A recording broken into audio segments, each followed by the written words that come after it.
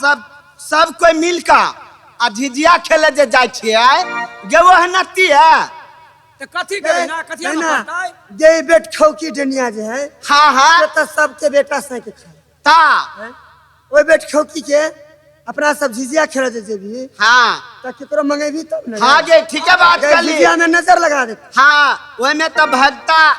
भैया चाही जय थामी भैया जय हाँ हाँ गए ओकरा मंगा ले हाँ गे ठीक है कहै छी ठीक है बजा भी मंगो आहो धामी भी अच्छा हो आबा ना हम सब जाय छी झिझिया खेले ला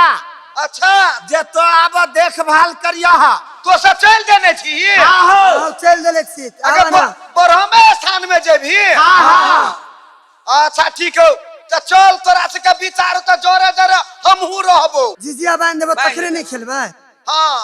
बात तो ठीक है कह लिया कहीं से नजर गुजर लगा देल नहीं तो डेनिया पेट खौकी सब जे है से नजर गुजर लगा दे ठीक है कह लिया तो हमहू चलिए आबै छी तोरा से के जे विचार हो तो ओइसे करते हां आई गए आहो तो तोरा ये धामी से काम लगतो हाँ हो अरे बा हां बात ठीक है कह लिया के 10वीं पढ़ा वाला है हाँ, हाँ। कोई आवे वाला है कते के डाइन जोगिन है ना हाँ हो कते के लड़की पर सर मंत्र चला दे ये हाँ हो कहीं केकरो पे कुछ कहिए दिल के तो वही से तो कले से झिझिया बांध देबो ना हम सब बहन खेल तो ठीक है कहै छी ना गे झिझिया झिझिया त हम बांध के रखनो ही रहै छी जइया जे हम रहबो ना हाँ हैं अच्छा के डनिया के बाप ने तोरा पर सर मंत्र चला दे हां भैया हम तो सुनै छियो तू बड़ भारी धामी छ हां काहे के लक तोरा मंगेलियो ह बात तो ठीक है कह लियो आय हो तोरा एठाम त गाम गाम के आबै छी हमरा चार वही चक्का आबै से कोई नहीं है। बाइक से तो बाप रे बाप लाइन लागल है तो वह तो हमहू कहै छी गंगौर मुसरी टोल बा हाँ हो हाँ। से ठीक है बात कहै छा बहुत आदमी के तोरा जे गेले या तोरा लाई हां बहुत भलाई भेले या बात ठीक है कह लिया और तोहर देखी तो- विष्णुदेव धामी के नाम चले छो दुनिया में हम कहै छियो जे आगे के ना ना जब बांध दे भाई तो हाँ। कई लाख करो कुछ होता अच्छा हां चल गो अच्छा ठीक चल है गब के बजे तक हाँ तोहरे भरोसे बरम बाबा झिझिया बनलियै हो बरम बाबा झिझिया बनलियै हो बरम बाबा झिझिया पहोइयौ नासा सारा कपा झिझिया के रयै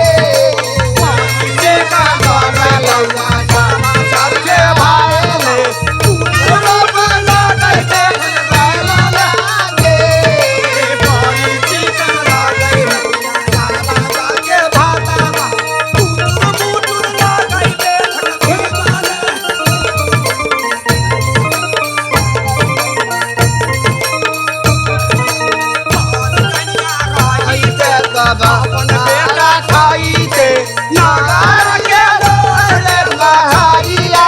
गे भाग गइया रहिते अपन बेटा खाइते नगर बहरिया गे अपन बेटा खाइते